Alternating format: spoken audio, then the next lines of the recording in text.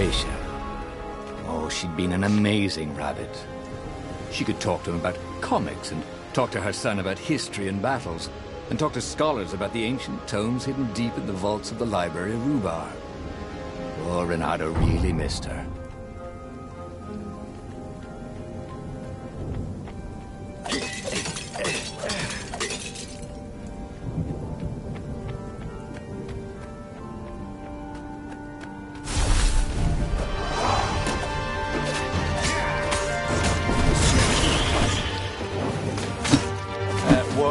Personal space?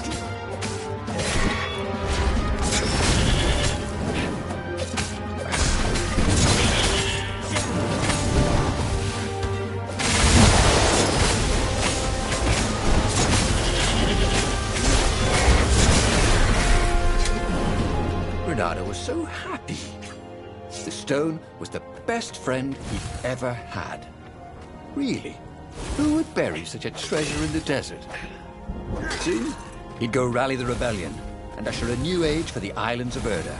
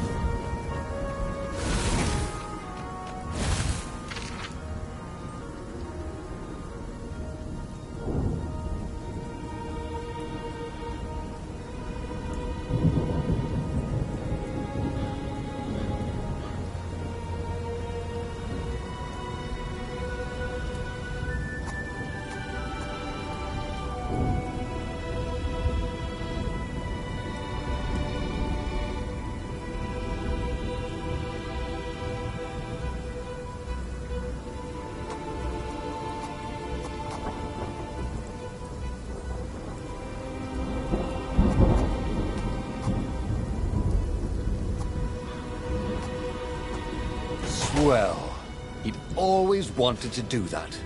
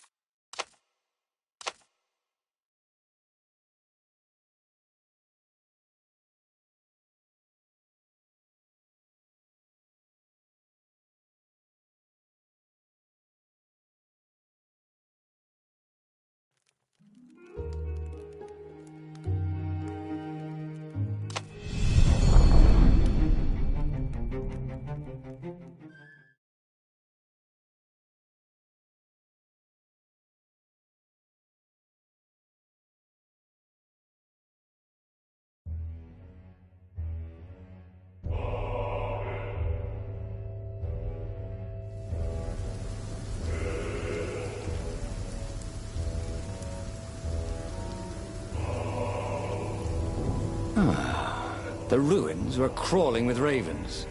Probably looking for the secret base, Renato thought. But then he realized they're probably looking for me. They must be very scared of me. Well, here I am. You are the hottest warrior ever, whispered the Iblastone. And he had to agree with it, for once. Who was as good as Renato?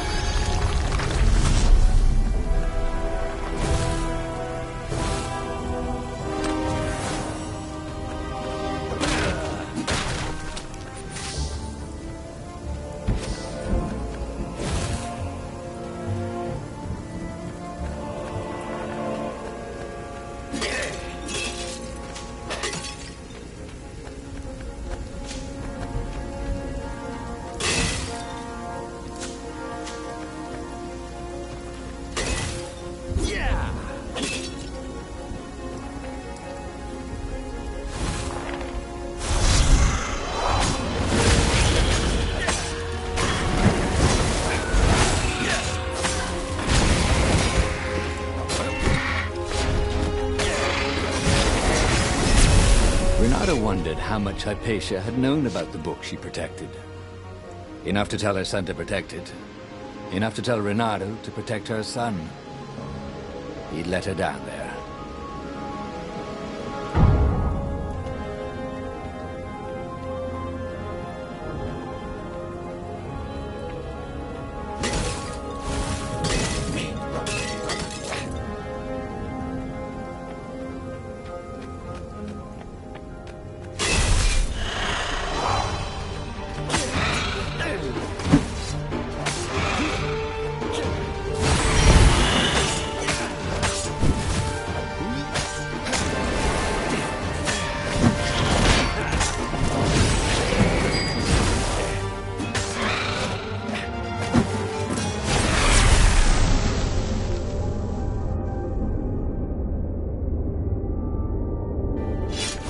Renato was so happy. The stone was the best friend he'd ever had. Really, who would bury such a treasure in the desert? Soon, he'd go rally the rebellion and usher a new age for the islands of Erda.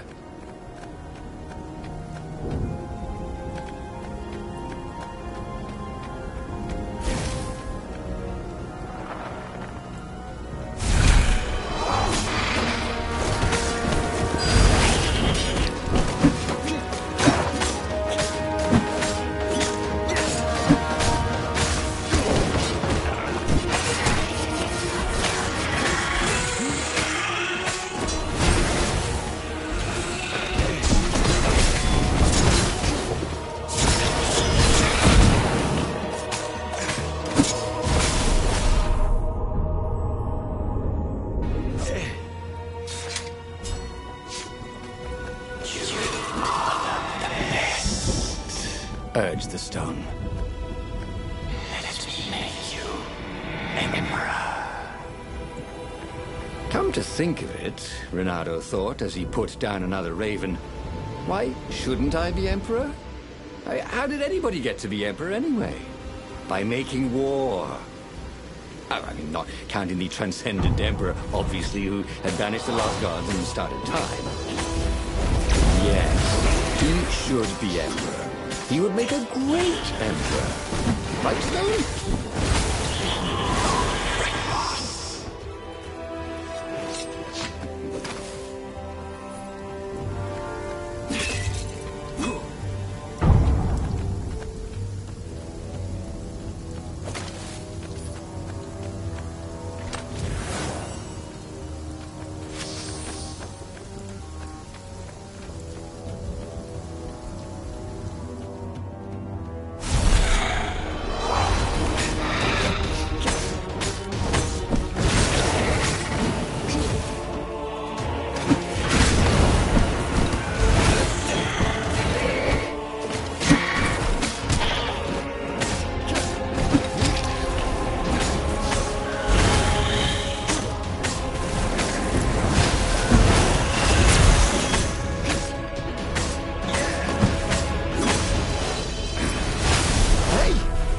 The ravens go. The live ones, I mean.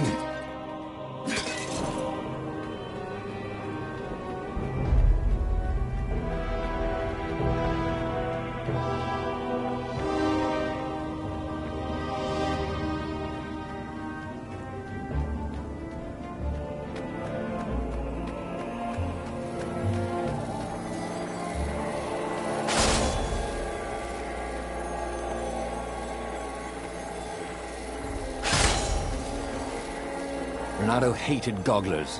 It freaked him out to cut them.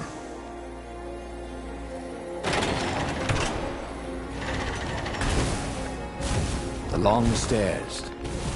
So he was close to the rebel base. Nothing was on fire. So far, so good.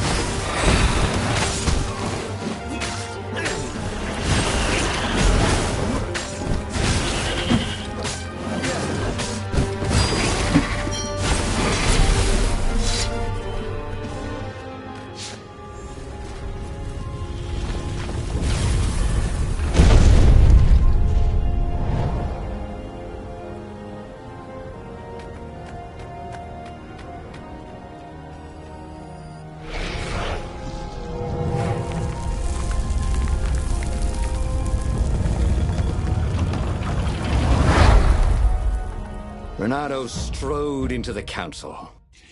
Let's do this thing. Let's make me Emperor. They looked confused and nervous. Ah, had he mentioned the Emperor thing? Yeah, he meant to bring that up later. I mean, let's go win this rebellion. He waved his sword around encouragingly. They ran.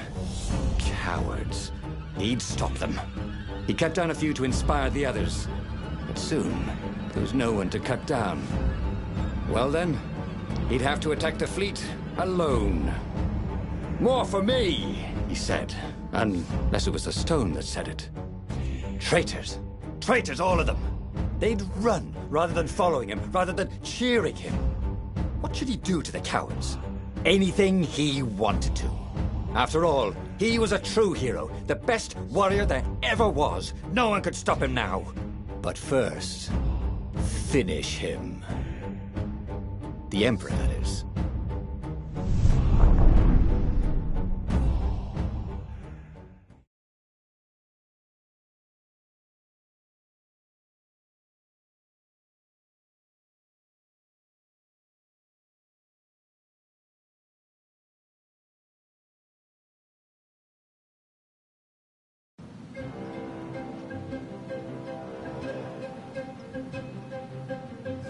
Where was the rebel fleet? They weren't even trying an assault. They were going to miss a day in history. The downfall of this dynasty, and a new one to take its place. He didn't have to kill all the ravens. He could enslave them. And enslave the toads, too. All the animals would worship him as a god. For he had once been a god. They would willingly give him their blood and their souls. And the world would change. Would become familiar again.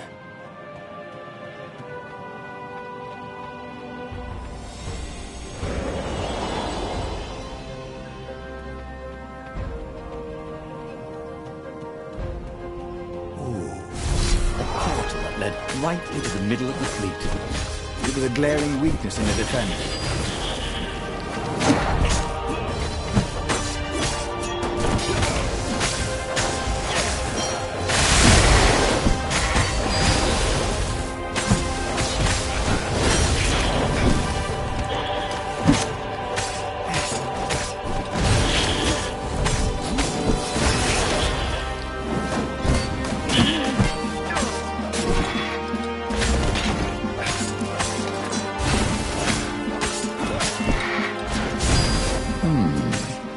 Where did that go to?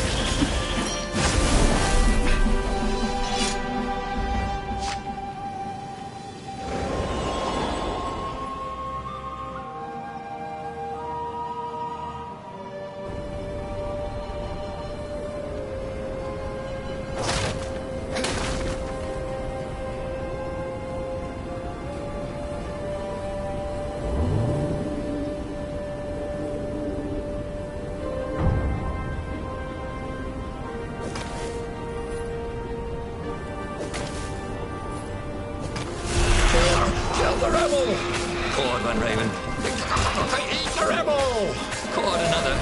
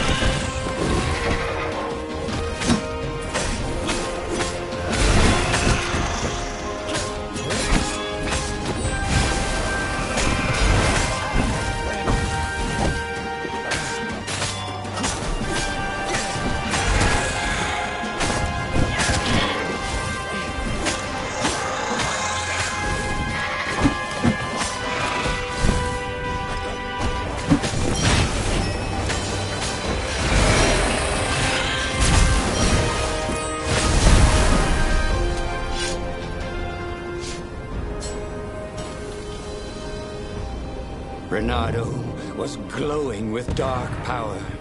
Already the sun had dimmed. He could do anything, he realized. He could wrap the island safely in smoke again. He was beyond a hero. He was going to become a god again. How odd, he thought, that the Iblis Stone had nothing to say about any of this. Well, no matter. Once he killed this petty Toad Emperor, he would bring back the Black Sun.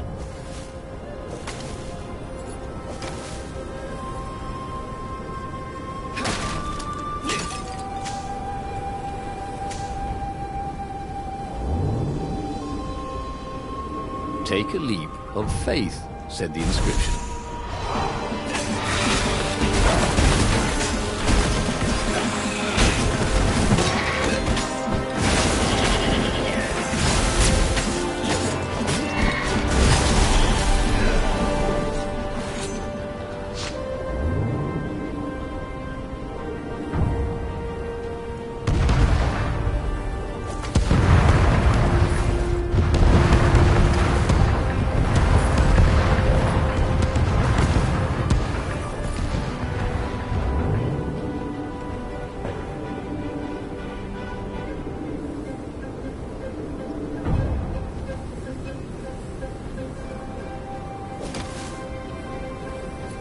Soon he'd confront the Emperor. Funny that this whole war had come about because the Emperor feared death. And now it was coming for him. There was some sort of lesson there, wasn't there?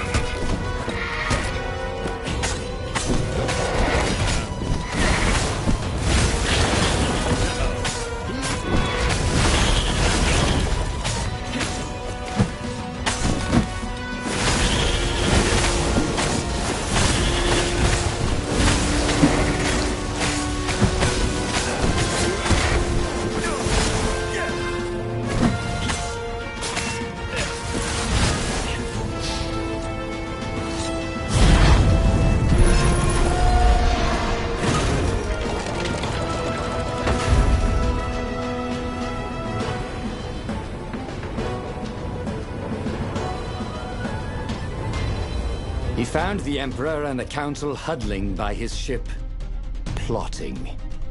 They saw him and cowered before him. Back to hell, fiend. Croaked the Emperor desperately.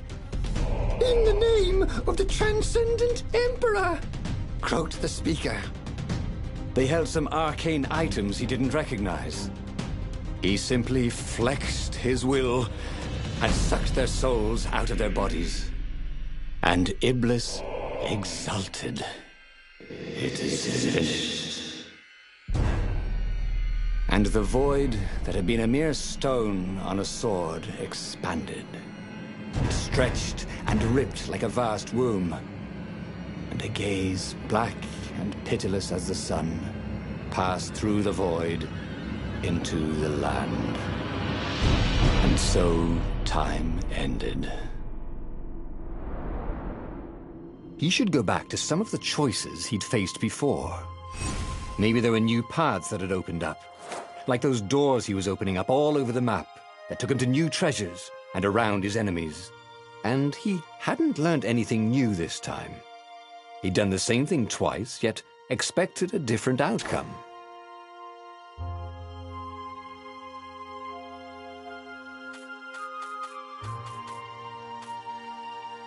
The book's pages fluttered to the beginning once again, faster than before, and he fell. The clouds parted over the Isles of Boreas. It was time to choose. The rebellion was in trouble.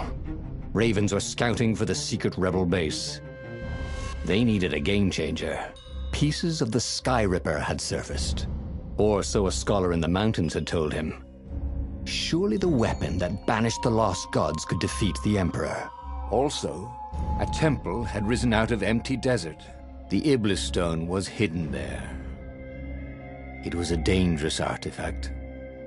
It could corrupt its user into a bloodthirsty monster. Maybe he could find a way to use it, to take its power without surrendering to its wickedness. And also, his old friend Lapino needed rescuing. Of course, Renato had a pretty strong suspicion that Lapino had betrayed the rebellion. But could Renato really leave an old friend to the Ravens?